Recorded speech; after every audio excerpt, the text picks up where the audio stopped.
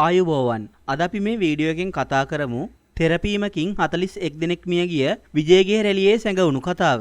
තමිළඟ වෙට්‍රි කලහම් පක්ෂයේ නායක සුපිරිනලු විජේ සහභාගී වූ රැළියේදී සිදු වූ මාරාන්තික තෙරපීම සම්බන්ධයෙන් චෝදනා එල්ල වෙමින් පවතින පසුබිමක මහජන ආරක්ෂාව පදනම් කර ගනිමින් తాවකාලික විදුලි විසන්ධියක් ඉල්ලා එම පක්ෂයේ විසින්ම යොමු කරන ලද ලිපියක් මේ වන විට අනාවරණය වී තිබේ.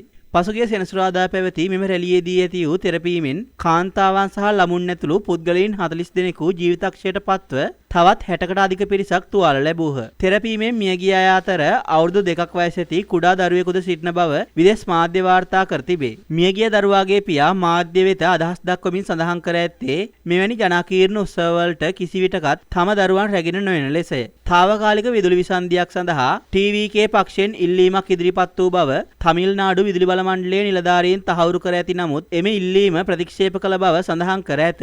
දිස්ත්‍රික් බටහිර ලේකම් සහ ප්‍රධාන ඉංජිනේරු රාජලක්ෂ්මී මහත්මිය ප්‍රකාශ කළේ 2025 සැප්තැම්බර් 27 වන දින මධ්‍යම රාත්‍රියෙන් පසු ඊරෝඩ් පාරේ වෙලුචාමිපුරම් ප්‍රදේශයට විශාල ජනකායක් අපේක්ෂා කරන බව පවසමින් TVK පක්ෂයෙන් ලිපියක් ලැබුණු නමුත් එම ඉල්ලීම ප්‍රතික්ෂේප කළ බවයි. රජයේ ආරංචි මාර්ග පැවසුවේ මහජන ආරක්ෂාව තහවුරු කිරීම සඳහා නායක විජේ කතා කරන කාල සීමාවට පමණක් විදුලිය විසන්ධි කරන ලෙස එම ලිපියෙන් ඉල්ලා තිබූ බවයි. විදුලි විසන්ධි අවස්ථාවේ විජේ ජෙනරේටර් ආධාරයෙන් සභාව අමතන්නට සූදානම් කර තිබී ඇත.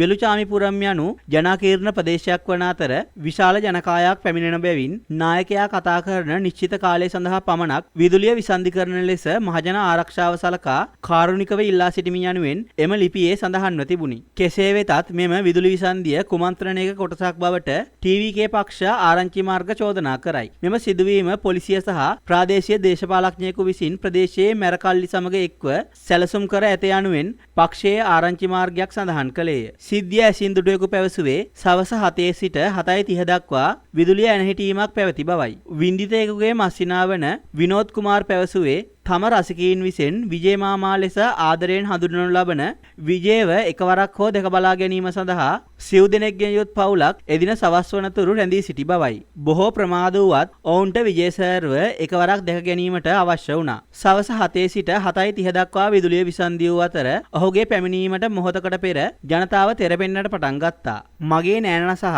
ඇගේ වයස අවුරුදු 11 සහ 7 වයස්වල පසු දරුවන් දෙදෙනා එම ස්ථානයේදීම මිය ගියා. වැඩිමහල් සහ බාල දරුවා හුස්ම ගැනීමට නොහැකිව මවගෙන් වෙන් වී සිටියා යයි ඔහු පැවසීය. මරණ පරීක්ෂණ වාර්තාව මගින්ද මරණයට හේතුව හුස්ම හිරවීම බව තහවුරු කර තිබේ. විජේ රැළිය පැවති ස්ථානයට ළඟා වන විට විදුලිය විසන්ධි කළ බවට TVK පක්ෂය කරන ප්‍රකාශවලට පටහැනිව ඉරිදා දිනේදී තමිල්නාඩු රජය කියා සිටියේ එම ස්ථානයේ විදුලි කප්පාදුවක් සිදු නොවූ බවයි. තමිල්නාඩු රජයේ කරුණු පරීක්ෂා කිරීමේ ඒකකය සඳුදා එක් සමාජ ජාලයේ සටහනක් තබමින් පැවසුවේ මෙම අවස්ථාවේදී විදුලි කප්පාදුවක් සිදු නොවී TVK පක්ෂයේ විදුලි සැපයීම අත්හිටුවීමක් ඉල්ලා සිටියද එවැනි විදුලි කප්පාදුවක් සිදු නොවිය. විදුලි පහන් කිහිපයක් මොහොතකට අඳුරවීම පක්ෂයේ සංවිධානවලට අයත් විදුලි ජනක යන්ත්‍රයක දෝෂයක් නිසා පමණක් සිදු වූ යනුවෙන් දිස්ත්‍රික් ලේකම්වරයා සහ ADGP වරයාද ඒහා සමාන පැහැදිලි කිරීම් නිකුත් කර ඇත.